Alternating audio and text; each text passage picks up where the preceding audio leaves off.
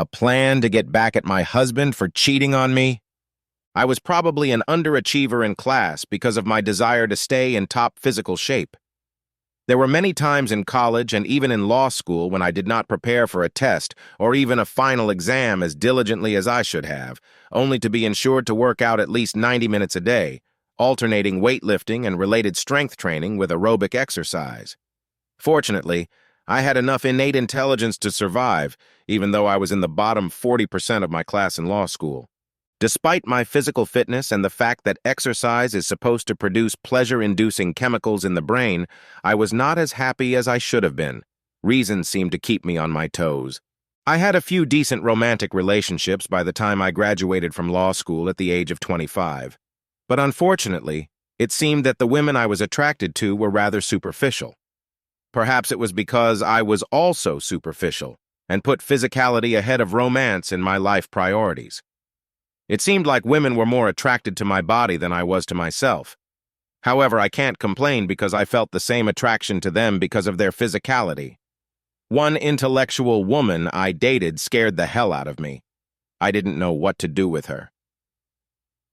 Anyway, I got a job in a major Midwestern U.S. city in a private law firm, Austin McKenzie, despite my less than stellar academic record.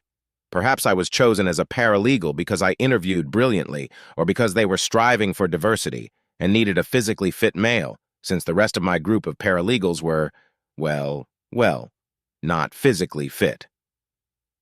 On the Saturday after my first work week, I was at a local park running on an aerobic day shortly after it rained. A woman running in front of me apparently slipped on a wet spot and fell. I ran over to her, helped her to her feet, and examined her knees, and being a red-blooded hetero male, the rest of her body. She seemed a little older than me, maybe 5 or 6 years older, and she was definitely sexy. But I tried to be a gentleman and worry about her knees, not how sexy she was. "I'm Brian Sheckley," I said, shaking her hand as she got to her feet. "Brenda Johnson," she replied with a grimace of pain. "I think you need to wash your knees and put some ointment on them. Do you have a first aid kit in your car?" I asked. "I live nearby, so I don't drive." "I have a first aid kit in my car. Let me help you," I replied. I could see the apprehension on her face. "Look, if you're worried that I'm an axe-wielding maniac, call one of your friends and send him or her a picture of me, so that if I kill you, I'll be caught and punished," I said with a smile, though I wondered if my attempt at humor would scare her off.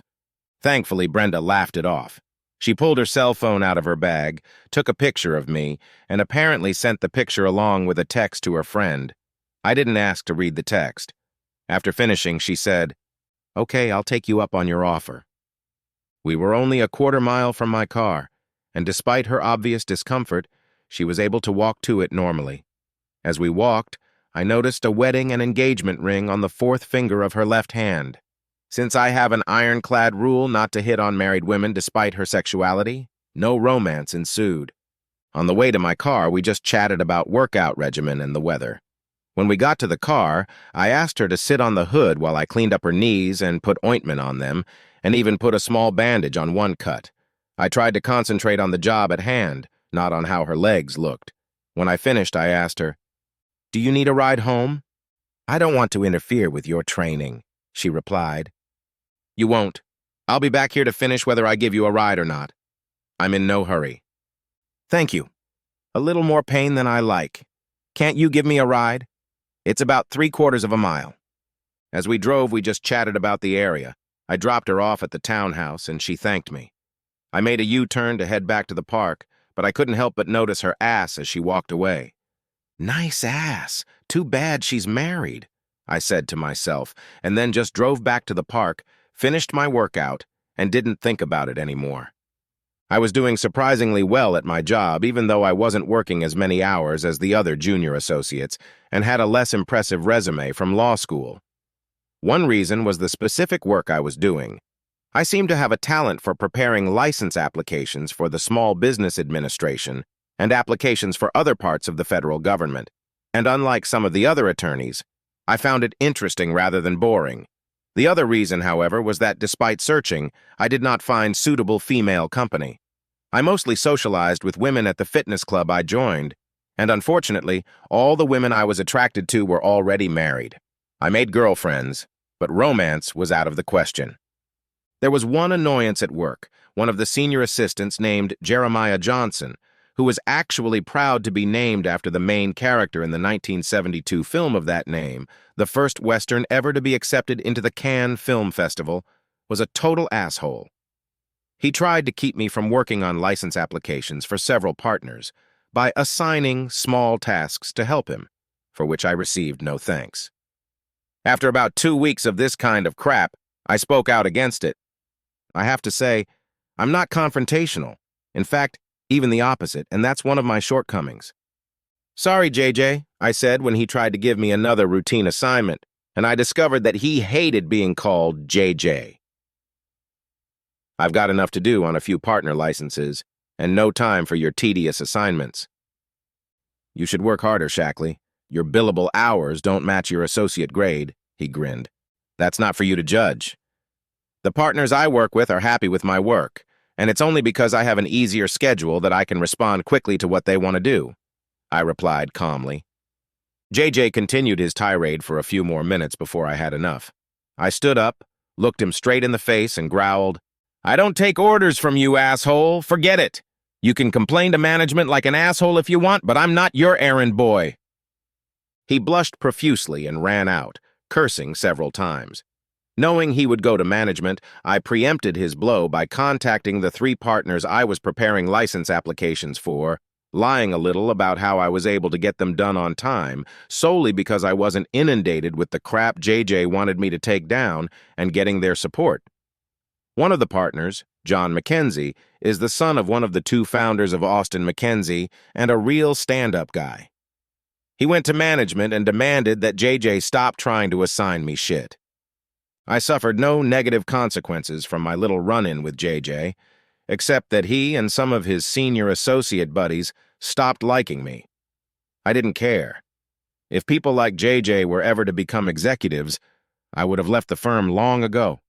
The first firm-wide event since I started working was a Saturday barbecue, although that was probably a team effort, and even if it wasn't, I would have wanted to go since there are a lot of people at the firm that I only know indirectly, but want to get to know better. Imagine my surprise when one of the first people I saw there was Brenda Johnson. She approached me with a smile and said, "I was sure you were in the medical field, considering how skilled you were at fixing my little ones." She grinned. "Hi. Brenda, isn't it?" I replied with a smile of my own. Although I remembered exactly who she was, I decided it was best to feign uncertainty. "Do you work for Austin McKenzie?" "No, I sell real estate. My husband Jeremiah works here as an attorney," she replied. I had never thought about the fact that their last names are Johnson, because it is the second most common last name in the U.S. 655 people per 100,000 bear that surname. That made me laugh. "And what's so funny?"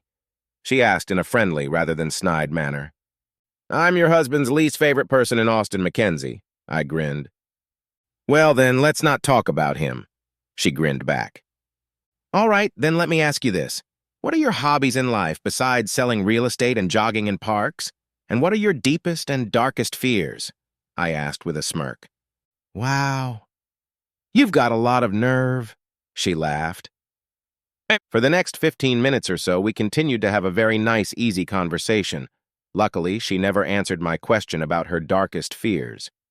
Then Joan, one of her friends and the wife of one of her partners, came up to us and said she needed 2 more people on the volleyball team to challenge the group that had taken over the open court.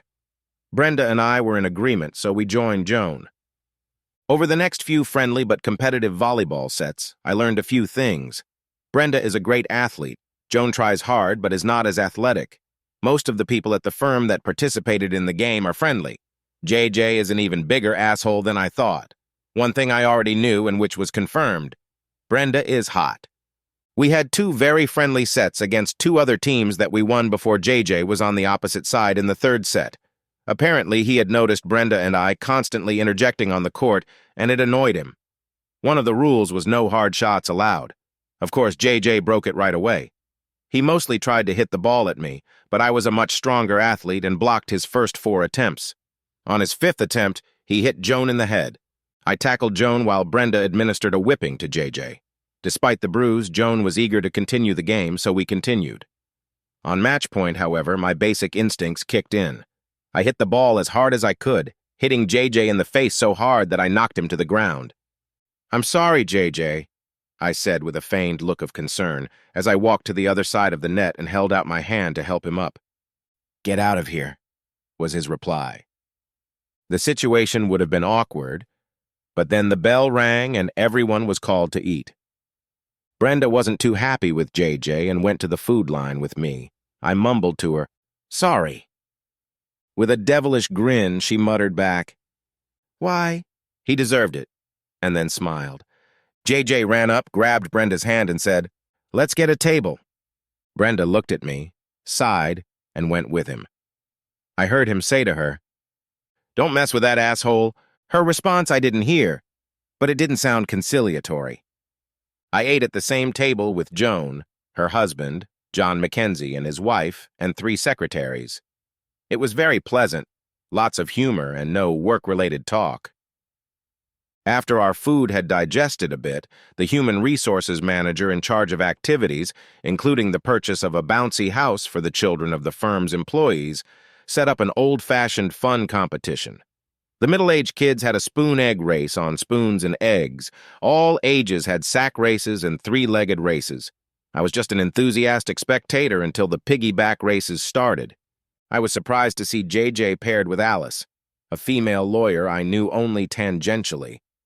I was tugged by the hand. "Be my horse and let's beat my husband and that fool," Brenda said, smiling at me.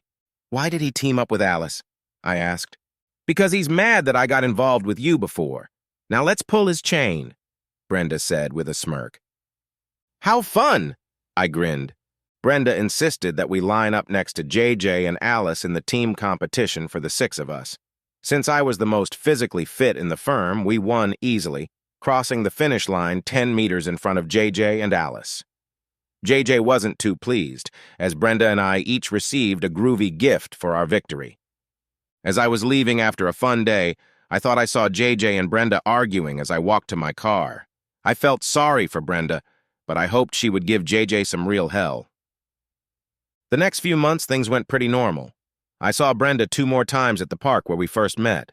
Once we went jogging together, although it wasn't much of a workout for me, except for the joy in my eyes, and afterward we had lunch at a nearby grocery store.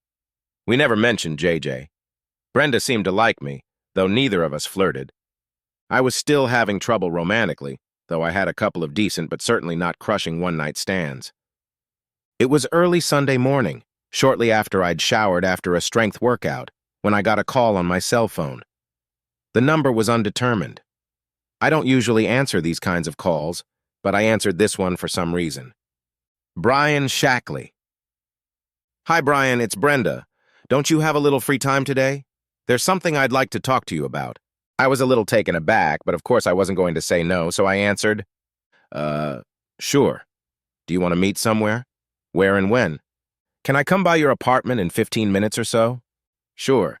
Do you have the exact address? I replied. I know the neighborhood, but not the exact street address or apartment number, she replied, and I gave it to her. I had no idea what she wanted to talk about, but made sure I had some white wine, orange juice, and seltzer in the fridge. Brenda arrived 16 minutes after the call, not to say I kept track of it. She accepted my offer of a glass of white wine, and I sipped from the tin seltzer. After a few minutes of talking about how her day was going, what she'd been doing, and my apartment complex, she drank the rest of the wine and adopted a serious expression. Brian, I came here for a specific reason. I want love and retaliation. Unfortunately, when she said that, I had just started sipping my seltzer and choked on it. I quickly recovered and said, I don't get it, Brenda. Jeremiah is having an affair with that chick Alice from your office. I need revenge love, and I can't think of a better man I'd rather have it with than you. You're a hot guy. Jeremiah hates you, and you hate him, so you're the perfect candidate.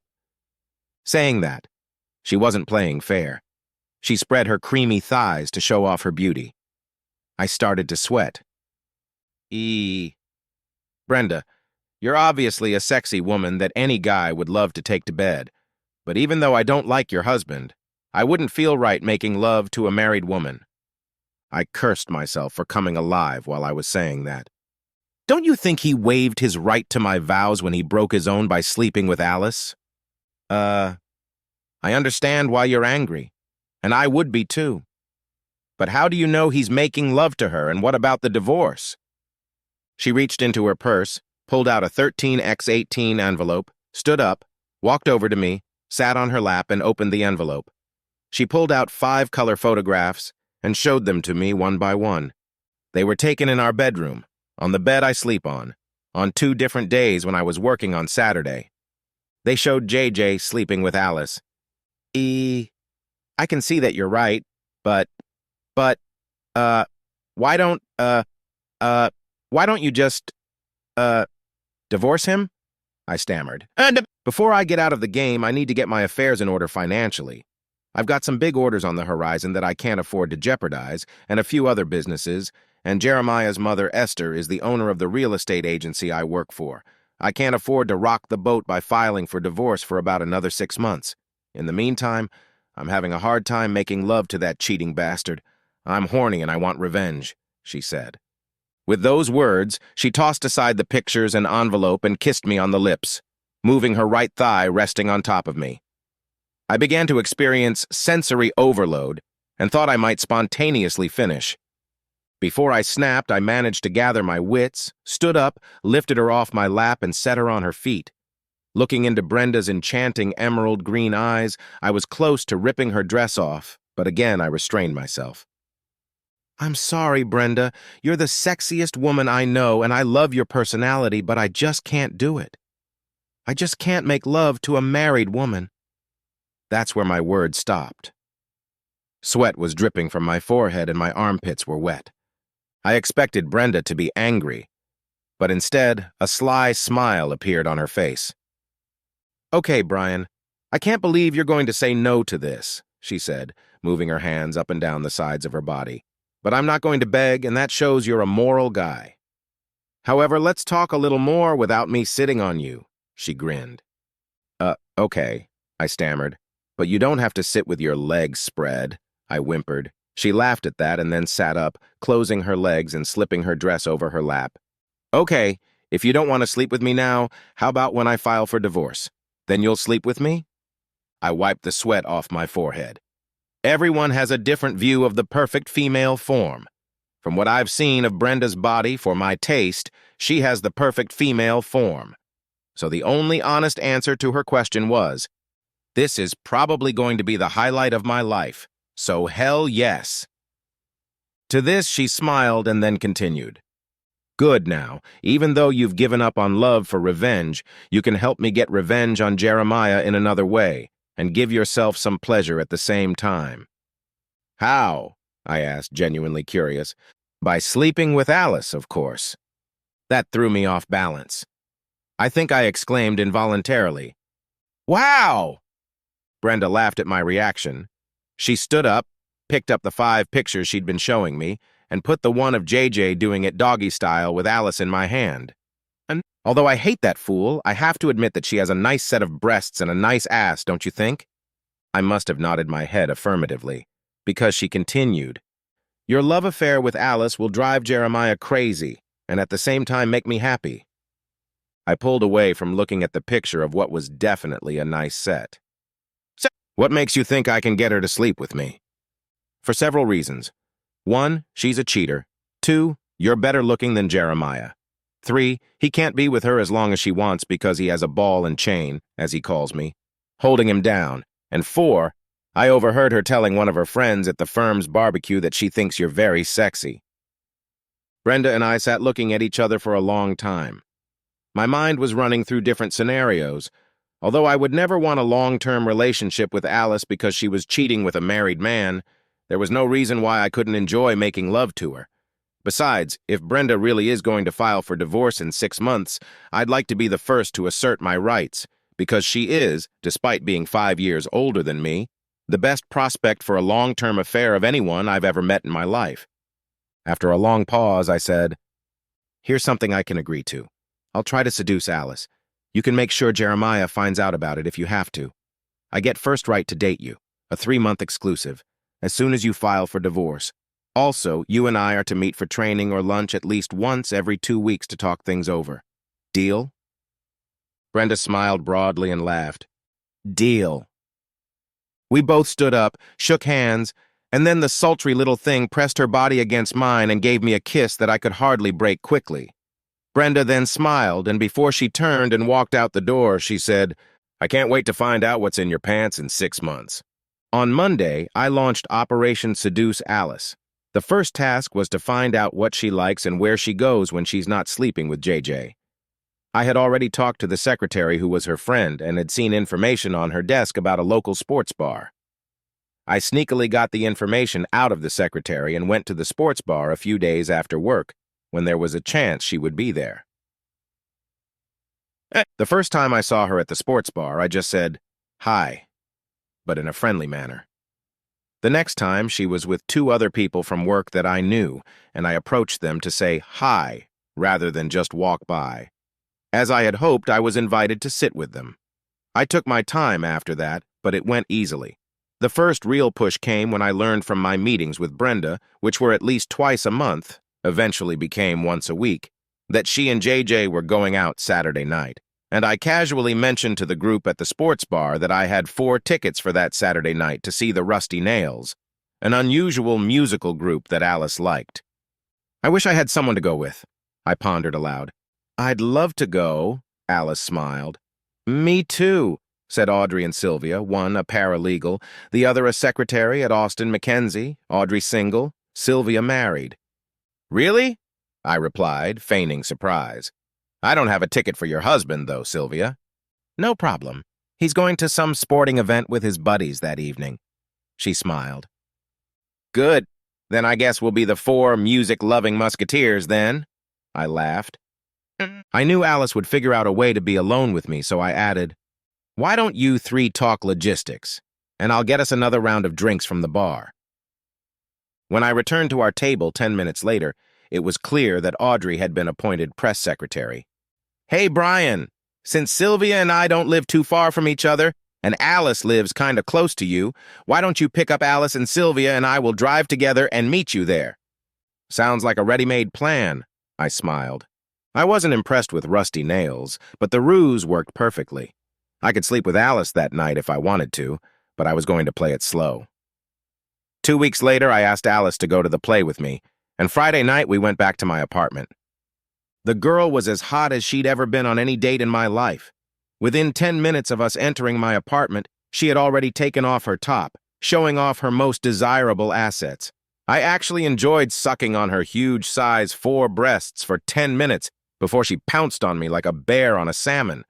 Then, much to her disappointment, I drove her home, telling her I had an early meeting out of town the next morning. Over the next month, I continued to play slow games with Alice. When I suggested that I would like to do it with her without protection, but we needed STD tests, she took them the very next day. It was clear that she was eager to pleasure me in any way she could, and while it might have been evil for me, I kept her believing that we could have a future together. Sleeping with Alice was fun, and I loved it. However, I was never going to have a relationship with her. She was just a means to an end. After sleeping with Alice for about 3 months, Brenda wanted to carry out her plan to mess with JJ's head. Through her sources, Brenda never told me what those sources were. She learned that JJ's excuse was that he had to stay late at work on Thursday night because he had a love session scheduled with Alice. I saw Alice at work on Thursday morning. We usually tried not to meet there, and begged her to come over that night, saying I was horny for her. Brenda later told me that JJ was furious and very moody that night. And the next day, she asked one of her sources to let JJ overhear her say, I wonder if Alice has something going on with Brian. I saw them leaving together yesterday in Brian's car, and this morning her car was parked in the same spot in the garage before she got here. That Thursday night, I wanted Alice to feel good about getting rid of JJ, so I drove her to Pleasure. The next morning, she had stars in her eyes. I never found out who Brenda's sources were, but whoever they were, they really had their finger on the pulse of events. Apparently, JJ confronted Alice, and they had a big fight the Saturday after Thursday when Alice ducked out on a date with JJ. In fact, I believe that JJ punched Alice, At least I know she called the police, and he was arrested that night at her and Brenda's townhouse. That gave me the perfect excuse to break up with Alice as well. At first, I consoled her on Sunday, but when I found out what had happened and that she had been cheating with a married man, I became indignant, self-righteous, and pretend angry. Told her that I could never be with her for long because she was cheating with someone she knew was married, which meant that she was bound to cheat on me too if I married her. Apparently, Alice really liked me because she seemed devastated by my rejection of her. The incident with JJ and Alice was Brenda's reward for revenge, but because of it, she had to expedite her divorce from JJ. She filed on Tuesday morning, and on Tuesday afternoon, JJ was brought in for a bail hearing. Although his mother bailed him out because of his domestic violence with Alice, Brenda was able to get a protective order to keep him away from her and their townhouse. He went to live with his mother. Brenda knew her time at the real estate agency was limited when she made it clear to her boss, JJ's mother, that she was not going to give up her divorce or the protective order. She had gotten her financial situation to 90% of where she wanted it to be. That Wednesday, she showed up at my apartment. When I opened the door, Brenda had a big smile on her face. "Hi, Brian. Ready for the next phase of our deal?" Brenda and I had gotten to know each other well over the past 4 or 5 months, as we had been talking at least once a week for most of that time, and it was obvious to both of us that we had a smoldering sexual attraction for each other. "Oh, that deal. You didn't think I was serious about it, did you? I think I'll probably stay with Alice." I snickered with a devilish grin on my face. Brenda realized I was just messing with her, so she pretended to be shocked. "But Brian, I thought you were attracted to me. So you think you'd be better for me than Alice?" I chuckled. "It's pretty damn unlikely." "But Brian, at least let me show you my naked body," she replied, feigning alarm. With those words, she pulled her sundress, which had no underwear underneath, over her head and did a pirouette. When I saw her naked body, it confirmed what I had long suspected. To my taste, she had the perfect female form.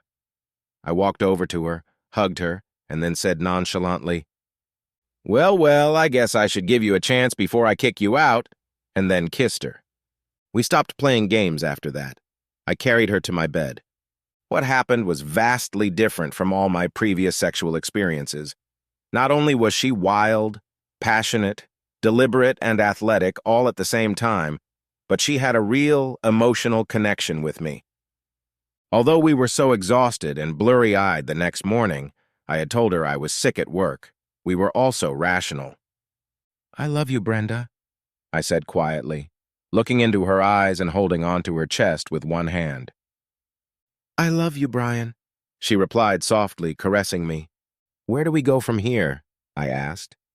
"We'll get out of this town together, find a job at least 500 miles away. Then, once my divorce is finalized, we'll get married, and I'll have a couple of kids for you."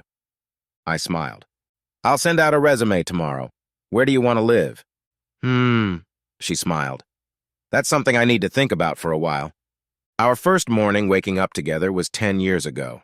I was surprised at how well my knowledge of the Small Business Administration and related government licenses had transferred to other law firms. I had a new job in the city where Brenda wanted to live for 3 months. We left for our new city 2 days after her divorce took place. We would have liked to hold off a bit on her releasing those 2 bambinos she promised me. But apparently her sexual bliss made her forget about birth control pills, and my swimmers turned out to be potent because she was 6 weeks pregnant when we got married in our new town 2 weeks after we got there.